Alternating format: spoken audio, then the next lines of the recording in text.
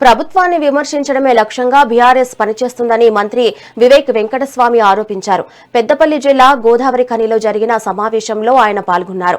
ఈ సందర్భంగా గత ఏడాది సిఘాచి ఫార్మా ఘటనపై ప్రభుత్వం వెంటనే స్పందించి బాధితులకు తగిన న్యాయం చేసిందని, చనిపోయిన 54 మందిలో ఒక్కొక్కరికి 50 లక్షల రూపాయల చొప్పున పరిహారం ఇప్పించామని తెలిపారు. హరీష్ రావు కావాలనే ప్రభుత్వానికి వ్యతిరేకంగా రౌండ్ టేబుల్ సమావేశం పెట్టారని విమర్శించారు. గత బీఆర్ఎస్ హయాంలో కొండగట్టు బస్సు ప్రమాదంలో 66 మంది చనిపోతే కేవలం 5 లక్షలే ఇచ్చారని, అప్పటి సీఎం కేసీఆర్ బాధితులను పరామర్శించాను కూడా లేదని మంత్రి మండిపడ్డారు.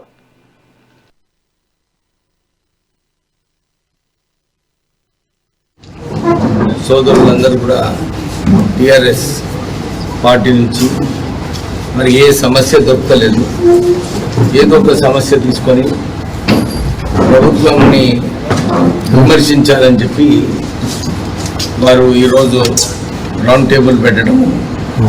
సిఘాచి అంశము సంవత్సరం అయింది, రాష్ట్ర ప్రభుత్వం చర్యలు తీసుకోవడం లేదని చెప్పి వారు ప్రెస్లో మాట్లాడడం జరిగింది.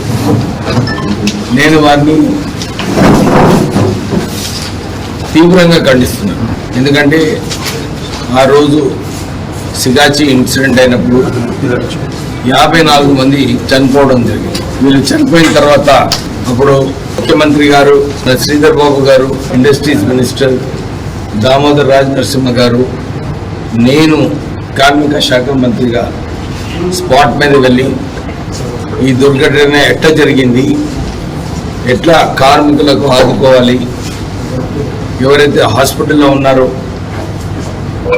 ముఖ్యమంత్రి గారు స్వయంగా హాస్పిటల్కి వెళ్ళి అక్కడ డైరెక్షన్స్ ఇచ్చి వీళ్ళందరికీ మంచి ట్రీట్మెంట్ కావాలని చెప్పి ఆ రోజులలో యాక్షన్ తీసుకోవడం జరిగింది. రాష్ట్ర ప్రభుత్వం స్పష్టంగా యాజమాన్యంని పిలిచి మీరు కార్మికులకు కంపెన్సేషన్ ఇవ్వాలి, మీరు ఇన్స్పెక్టర్ ఆఫ్ ఫ్యాక్టరీస్ ఏదైతే ఇన్స్పెక్షన్ చేసిన తర్వాత మీరు చర్యలు తీసుకోవాలో, మీ ఫ్యాక్టరీలో సరిగా చర్యలు తీసుకోలేదు, దీనిపైన క్రిమినల్ యాక్ట్స్ కూడా, క్రిమినల్ కేసెస్ కూడా పెడతామని చెప్పి ఆ రోజులలో యాజమాన్యంని పిలిచి వారికి పైన ప్రెషర్ తీసుకురావడం జరిగింది.